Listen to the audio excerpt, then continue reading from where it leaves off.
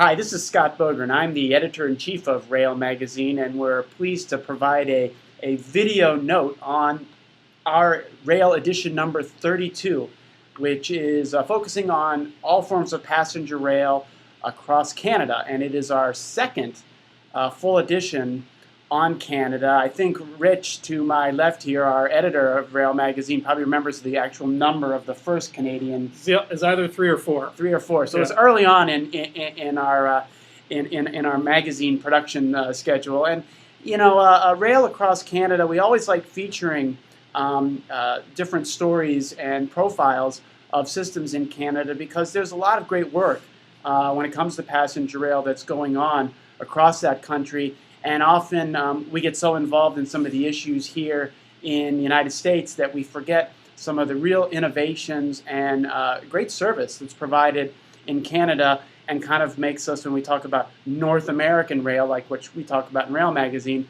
well, Canada's a part of that. So exactly. I'll turn it over to Rich, and he can tell us a little bit about this issue, and we'll talk about some of the stories and some other things. Thanks, Scott. We start off the issue with a couple of our rail yard pieces, which are shorter editorial type pieces. One from the mayor of Ottawa, who is pretty exuberant about the Confederation Line light rail, which is going to be getting underway construction-wise this summer.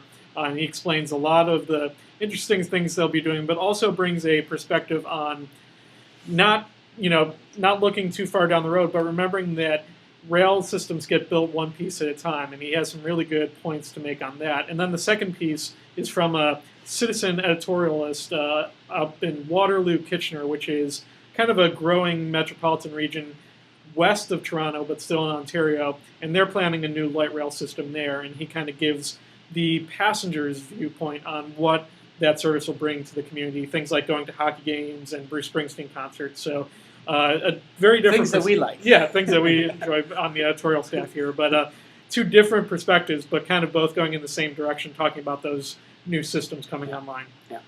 One of the early features we did, and Rich just talked about kind of the incremental design of rail when he was talking about the mayor in Ottawa. And I wrote a piece in this edition on the two light rail systems in Alberta. One in Edmonton, which is kind of north-central Alberta, and one in Calgary, which is in more towards the southern part of Alberta.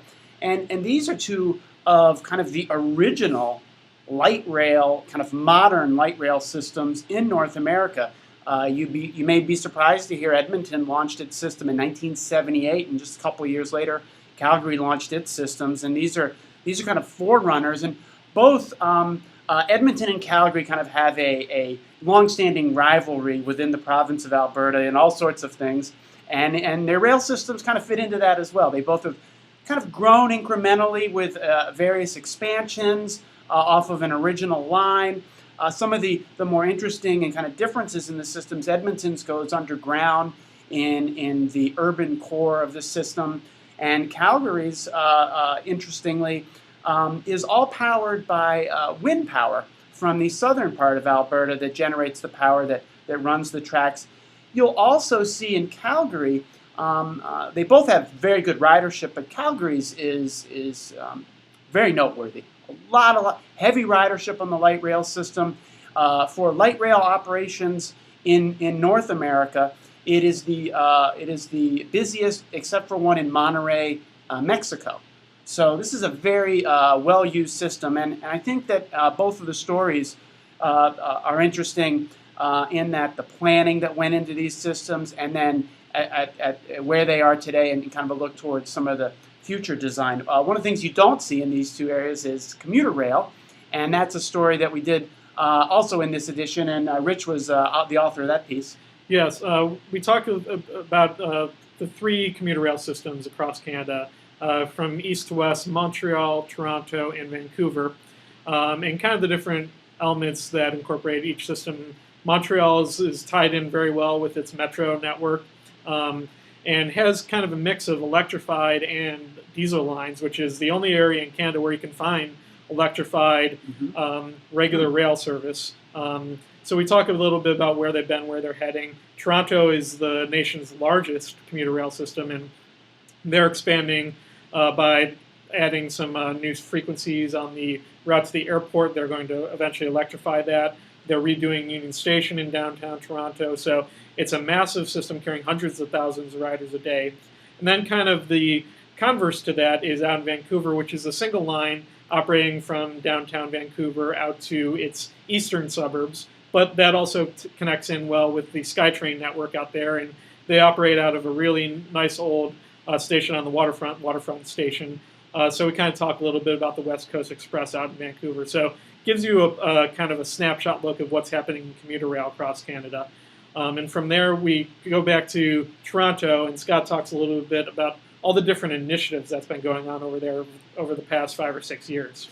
Yeah, again, if you're following the passenger rail policy and legislation and funding and all the things that we cover in Rail Magazine, and if you're watching this, I'm guessing that you do and you are interested in those things. The way things have moved in Toronto has been really fascinating. We like to think that you've got kind of a lot of bare knuckles, hard partisan politics in Washington, certainly, and in the United States passenger rail policy, but we've seen a lot of that actually in Toronto recently. And what I tried to cover in that edition was some of the benchmarks that have characterized the debate over how to continue to grow passenger rail in Canada's largest city in a way that makes sense for the economics of the area and for the growth patterns of the area, and in a way to do that. And now, interestingly here, you've got kind of a controversial mayor, but the mayor still supports subways, but not light rail. So whereas in the United States we get a lot of just no rail, some of the fight in Toronto is more about what type of rail to build. And more recently, just like us, the issue has been, well, how do we pay for this? Where does the money come from? And you'll see at the end of the Toronto piece, there's a very timely update just a couple weeks ago in the last 10 days, some of the ideas that have emerged from the city council about how they want to pay for it seem to have some potential. And I think the idea of the political infighting there will continue. I don't think that's going to stop for the time being. They are moving forward with some ideas that are going to create some of the light rail systems that have been on the books for a long time, that have been kind of trying to figure out a way to pay for these things and dealing with the politics. And that's that article. And I'll toss it back to Rich. The one of the features that I think really captures what Rich and I really like. We are big hockey fans and always have been. And so to be able to talk about rail and its connection to hockey was a fun article, and Rich really did a great job with that. So Rich, I'll turn that to you. Well, longtime readers of rail might remember maybe about 10 years ago we did a feature on baseball and trains. Yes. And getting into a Canadian edition, we thought, well, this is the perfect opportunity to talk about hockey and trains, which, believe it or not, are actually even closer united than baseball and trains. There's several stations that have hockey arenas built right on top of them, including Penn Station in New York, where above it is Madison Square Garden, where the Rangers play. Here in D.C., the Capitals play right above one of the metro stations. Boston has North Station right beneath Boston Garden. And in Montreal, the commuter trains and the metro both pull up to the new Canadiens arena. But another element that we discuss, in addition to explaining how you can get to hockey arenas in every NHL city by rail or at least transit, is this concept of hockey-oriented development, which is positioning new hotels and retail development very close to hockey arenas, which are also close to rail lines. So there's a lot of cohesion and synergy going on between those two things right now. So it's somewhat lighthearted, but there's some real kernels of economic development aspect that you're seeing. Yeah, I think that article really fits within what we like to talk about in rail, which is not just kind of, the trains themselves, but more about what they do in the community. And we just kind of used hockey, something that we enjoy, as a way to get at that story. But it works, and it's really a successful way, I think, to talk about these things, because let's face it, rail works best when it's connected to places people want to go and things people want to do, places people want to live and work. that's where rail works. And so this is really an extension of that kind of discussion. I know we had a piece near the end that was from a passenger orientation. Rich, what was that one about? Yeah, Malcolm Kenton from the National Association of Rail Passengers. He's ridden most of the trains across Canada, and he gives us kind of a rider's perspective on trains like the Canadian, which is their transcontinental train, and some of the trains in the Maritimes, like the Ocean, and kind of gives us a good update on where Via Rail, which is Canada's version of Amtrak, it's their national intercity provider, is at these days, and kind of what to expect if you're riding trains across Canada. You also see some cool pictures of Canadian passenger rail throughout the ages, hockey teams traveling by train. And pay attention for my new Guess the Station video. It's a little different. We have a video, and you'll be able to guess where the location is, but the new trick here is to identify 3 of the facts that I provided in the video about that station. So Excellent.